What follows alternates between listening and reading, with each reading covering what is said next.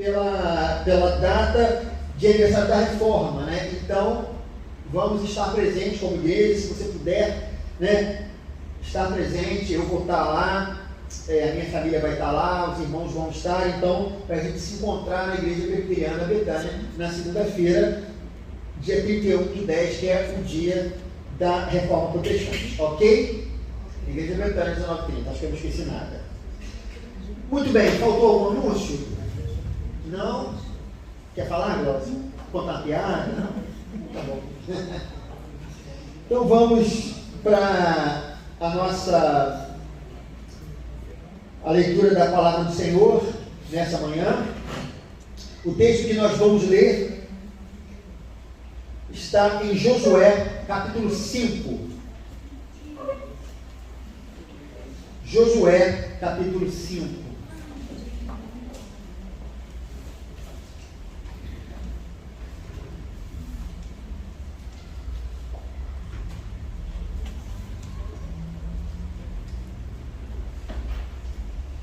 Estou eu aqui pregando esses textos, né? Textos difíceis. Isso faz parte da responsabilidade pastoral. Josué 5, nós vamos ler o capítulo do versículo 13 em diante. Eu vou pedir mais uma vez que você coloque de pé. Eu sei que é ideal a gente ficar aquecidinho, né?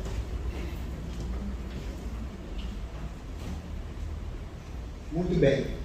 Depois a gente vai pular, tá? Eu vou falar assim, vamos para o versículo 15, você me segue, ok? Não vou ficar dizendo aqui tudo, porque senão vai ficar um pouco confuso aquele monte de número. Josué, capítulo 5, versículo 13 em diante. A palavra do Senhor nos diz o seguinte: estando Josué já perto de Jericó, olhou para cima e viu um homem em pé empunhando uma espada. Aproximou-se dele e perguntou-lhe: você é por nós ou por nossos inimigos? Nenhuma coisa nem outra, respondeu ele. Venho na qualidade de comandante do exército do Senhor. Então Josué prostrou-se com o rosto em terra, em sinal de respeito, e lhe perguntou: que mensagem o meu Senhor tem para o meu servo? O comandante do exército do Senhor respondeu: tire as sandálias dos pés, pois o lugar em que você está é santo. E Josué a tirou. Jericó estava completamente fechada por causa dos israelitas. Ninguém saía nem entrava. Então o Senhor disse a Josué: saiba que entreguei nas suas mãos Jericó, seu rei e seus homens de guerra. Marche uma vez ao redor da cidade com todos os homens armados. Faça isso durante 6 dias. 7 sacerdotes levarão cada um uma trombeta de chifre de carneiro à frente da arca. No 7º dia, marchem todos 7 vezes ao redor da cidade, e os sacerdotes toquem as trombetas. Quando as trombetas soarem um longo toque, todo o povo dará um forte grito, o muro da cidade cairá e o povo atacará cada um do lugar onde estiver. Versículo 15 agora. No 7º dia, levantaram-se ao romper da manhã e marcharam da mesma maneira 7 vezes ao redor da cidade. Foi apenas nesse dia que rodearam a cidade 7 vezes. Na 7ª vez, quando os sacerdotes deram o toque da trombeta, Josué ordenou ao povo: gritem, o Senhor entregou a cidade a vocês. A cidade, com tudo que nela existe, será consagrada ao Senhor para destruição. Somente a prostituta Raabe e todos os que estão com ela em sua casa serão poupados, pois ela escondeu os espiões que enviamos. Mas fiquem longe das coisas consagradas, não se apossem de nenhuma delas, para que não sejam destruídos. Do contrário, trarão destruição e desgraça ao acampamento de Israel. Toda a prata, todo o ouro e todos os utensílios de bronze e de ferro são consagrados e pertencem ao Senhor e deverão ser levados para o seu tesouro. Quando soaram as trombetas, o povo gritou ao som das trombetas e do forte grito, e o muro caiu. Cada um atacou outro lugar onde estava e tomaram a cidade. Consagraram a cidade ao Senhor, destruindo ao fim da espada homens, mulheres, jovens, velhos, bois, ovelhas e jumentos, todos os seres vivos que nela havia. Amém. Vamos orar nesse momento. Senhor, nós apresentamos essa palavra diante de Ti e pedimos que o Teu Espírito Santo possa comunicar as verdades necessárias às nossas vidas. Por favor, ilumina o nosso entendimento. Nós pedimos no nome de Jesus. Amém. Irmãos, podem se sentar. Queridos, Josué, ele é um personagem de destaque nas Escrituras, né? Desde a minha infância eu ouvia falar em Josué. Isso porque aqueles que foram criados, né, no Evangelho, certamente participaram de escola bíblica dominical, tinham o multimídia da época, que era o tal do flanelógrafo. Nossa, lembra bem como era isso? Um flanelógrafo, o nome, não é? Que você colocava, né, colocava ali um desenho de Josué, dos sacerdotes, da muralha caindo e tudo mais. Então, eu me lembro muito bem do profeta, de Josué por conta disso. E não apenas isso, também tinha aquela famosa música, né? Vem com Josué lutar em Jericó e as muralhas ruirão, rei, né? Nossa, eu gostava muito dessa música quando ela era pequena, ela me dizia isso, né? Então, era algo que nós ouvíamos muito, mas de fato essa história é uma história, vou usar um adjetivo que eu costumo usar, é uma história fenomenal. Os israelitas, eles destruíram uma muralha fazendo apenas barulho, né? É interessante como Deus estava de fato com a nação, porque eles usaram uma estratégia que possivelmente ninguém iria usar naquele momento, né? Nós sabemos que na física, né, esse fenômeno das ondas sonoras, eles de fato, se eles são aplicados da maneira correta, né, eles conseguem fazer muitas coisas, como quebrar copos, inclusive derrubar grandes construções, né? Mas esse povo não tinha noção disso nessa época. A ciência não tinha evoluído para esse tipo de conhecimento. Mas o que nós percebemos é que, de alguma forma, Deus se utilizou desse elemento da física, ou seja lá o que for que Deus fez, porque Deus não está preso a essas convenções ou às leis naturais. Deus usou isso para que aquelas muralhas elas pudessem ruir. Mas, queridos, por que Josué ele se encontrava próximo àquela cidade no momento que nós lemos esse texto? Josué, amados, era o principal personagem da história de Israel no período da conquista. Ele era o substituto imediato de Moisés e foi o auxiliar de Moisés durante muitos anos. Se nós pararmos para nos lembrar, nós vamos ver que os sinais do Egito, Josué foi testemunha. Ele foi também um dos espias, né? Faz um favor para mim. Você está com o celular aí abaixa um pouquinho o meu microfone aqui na... Então, queridos, desculpa, porque está me incomodando, eu estou tendo dificuldade para falar. Então, Josué, ele era o principal, ele era o substituto de Moisés e foi o auxiliar de Moisés. Ele presenciou os sinais do Egito, ele estava com Moisés no momento do Monte Sinai e ele foi um dos espias, né? Aqueles espias que foram otimistas quanto ao que Deus faria. Ele estava entre os dois que foram os otimistas e foi também o comandante das batalhas no deserto. E após a morte de Moisés, ele se tornou o novo juiz da nação. Moisés, ele foi chamado por Deus para libertar o povo, mas Josué, ele foi chamado para comandar o povo na tomada de Canaã. No Pentateuco, queridos, ele conduziu o povo através do deserto. E em Josué, Deus, ele reafirma que cumpriria essa promessa. Deus, ele retirou o povo do Egito e ali naquele momento em que ele estava próximo a entrar no templo, o que a gente, no templo não, na cidade, o que a gente percebe é que Deus estava reforçando reafirmando essa promessa a Josué.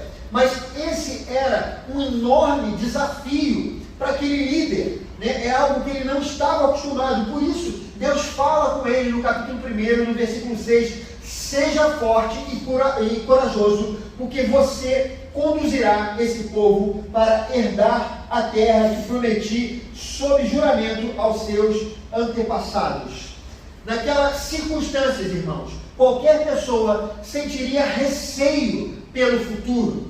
Se a gente for olhar bem a história de Israel, a gente vai ver que quando eles saíram do Egito, eles tinham entrado em uma situação onde eles estavam num grande receio por aquilo que iria acontecer. Eles estavam com constante incerteza. Eles enfrentaram Faraó, eles enfrentaram o exército do Egito, eles enfrentaram os perigos do deserto, mas Moisés, ele em tudo, ele creu em Deus, mas ele não tinha a opção, mas ele não tinha noção de que o Todo-Poderoso faria através do seu comando. Desde que eles saíram, eles não tinham a noção. O máximo que Moisés tinha visto do poder de Deus logo no início foi quando o bordão se transformou em serpente e sua mão, ela se transformou uma mão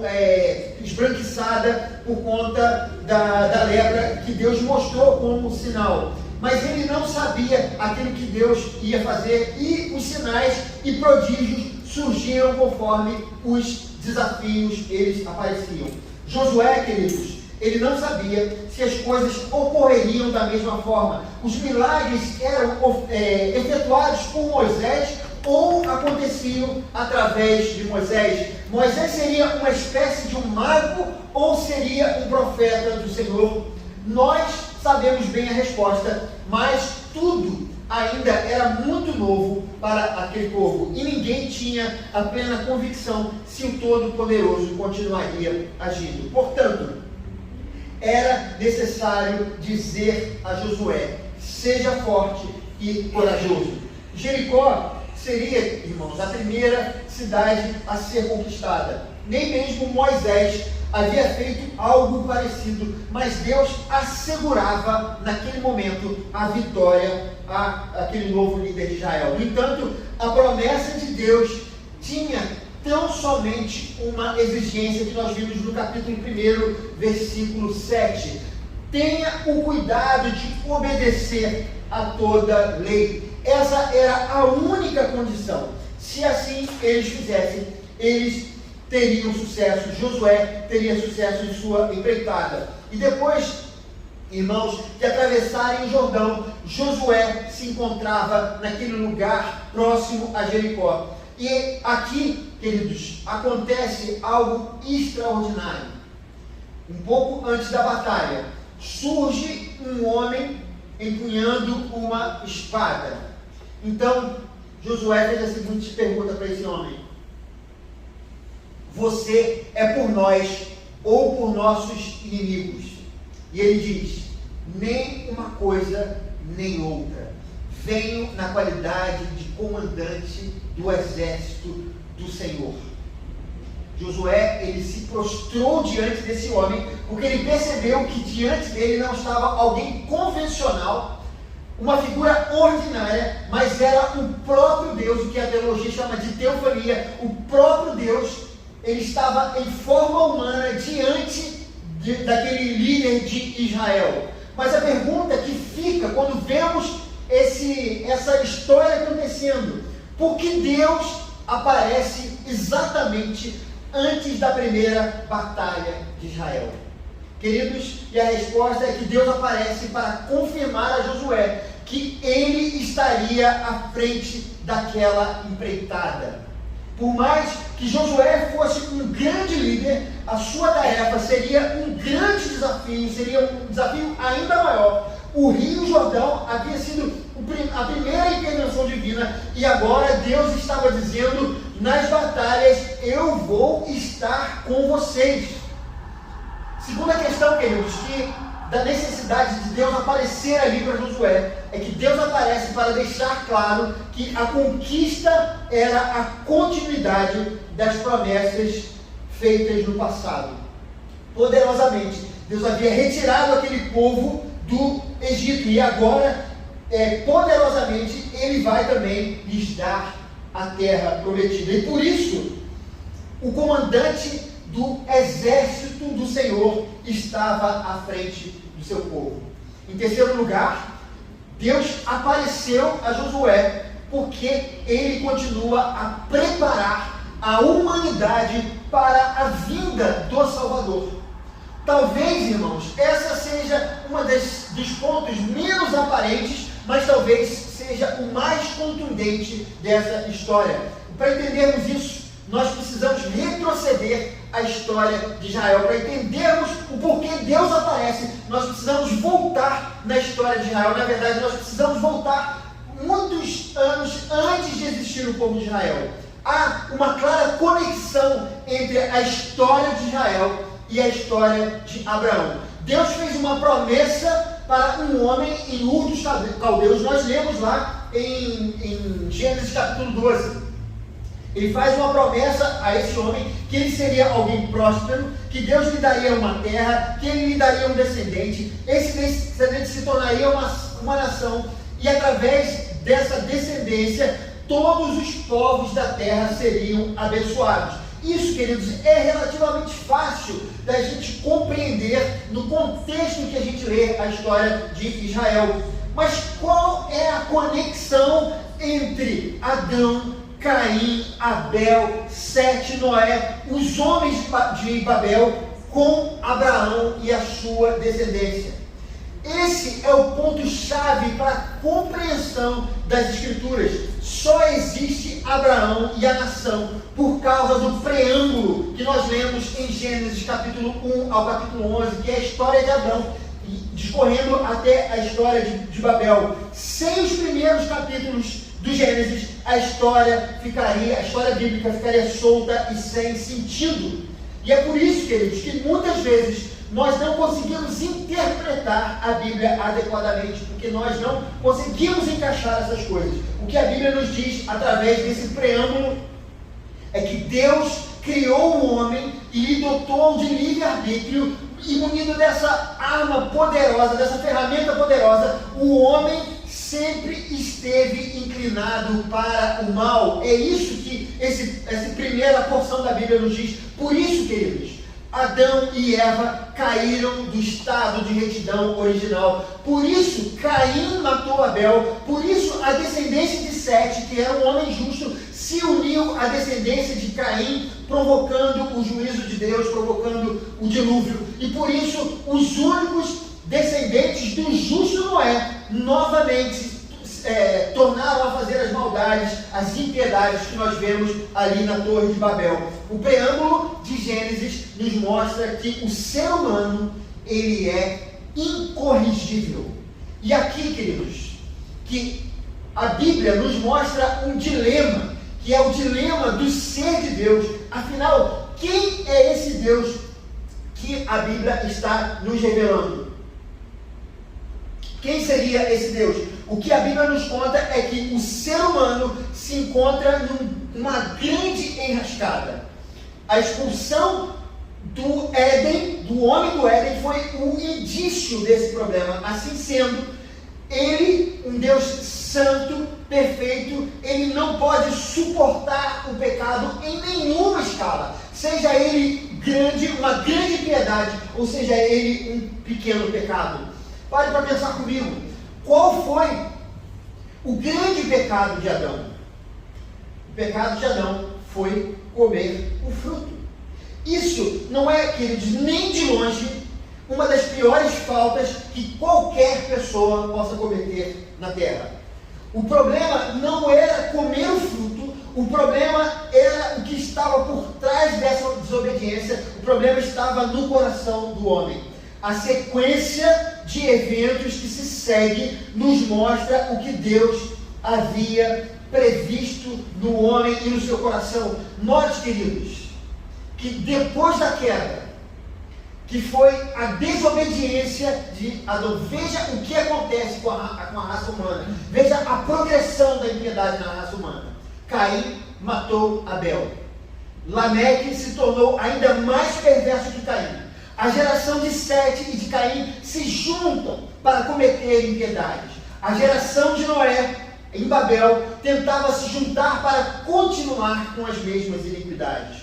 Foi por isso que Deus teve que intervir na história humana, chamando Abraão. Essa foi a necessidade de pensar aquele homem. Se as coisas continuassem dessa forma, não haveria salvação para os seres que foram criados por Deus. Gênesis 8:21 nos diz: pois o coração do homem é inteiramente inclinado para o mal desde a infância. O livre-arbítrio os havia levado para todo tipo de degradação.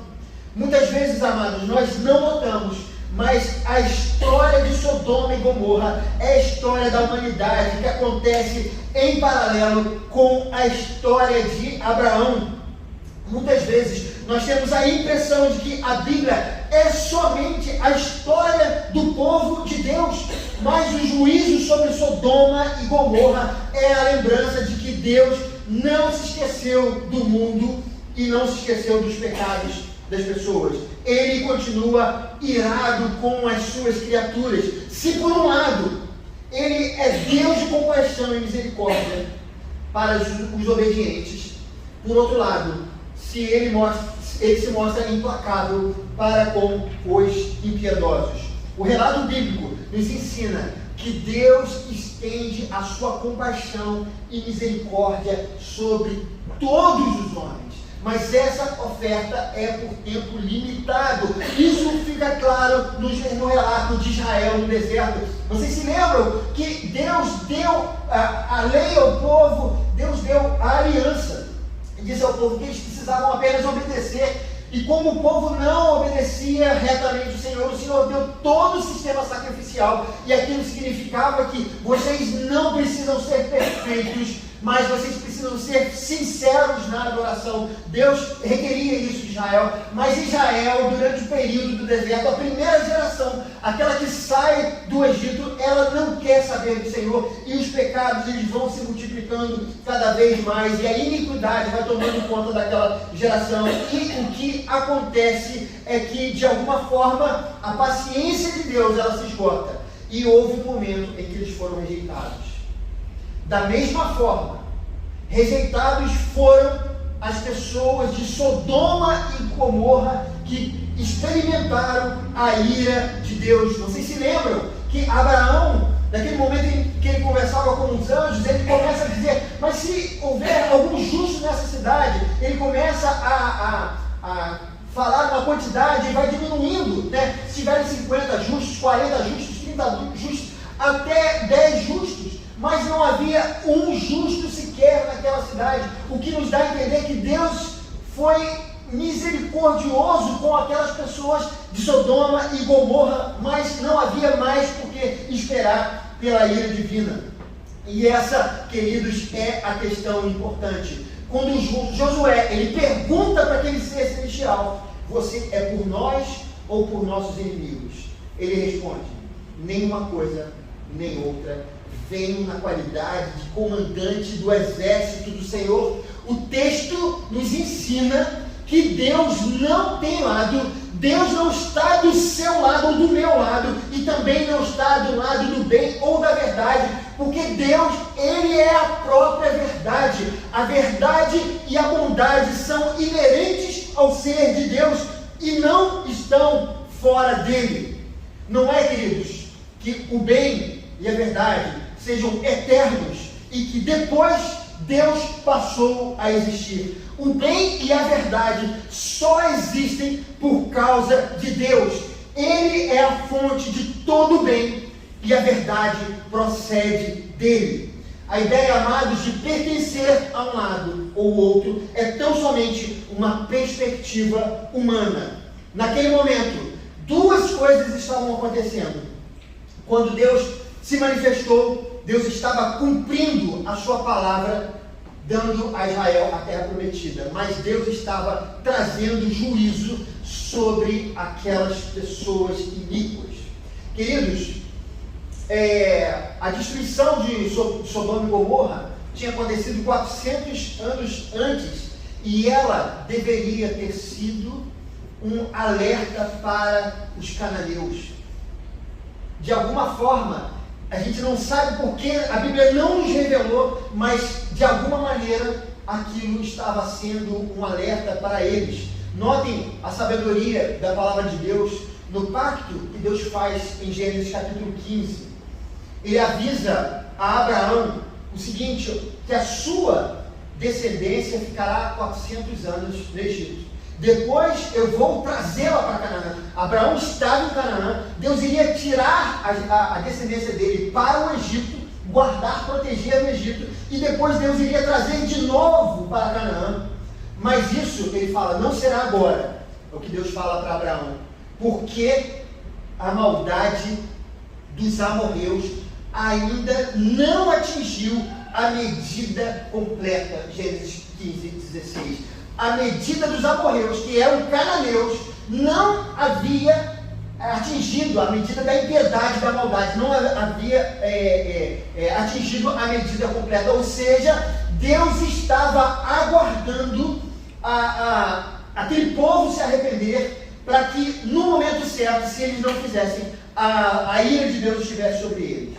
Queridos, de alguma forma não revelada, a Bíblia nos dá a entender que Deus lidava pacientemente com o povo de Canaã, mas a paciência divina teria limites.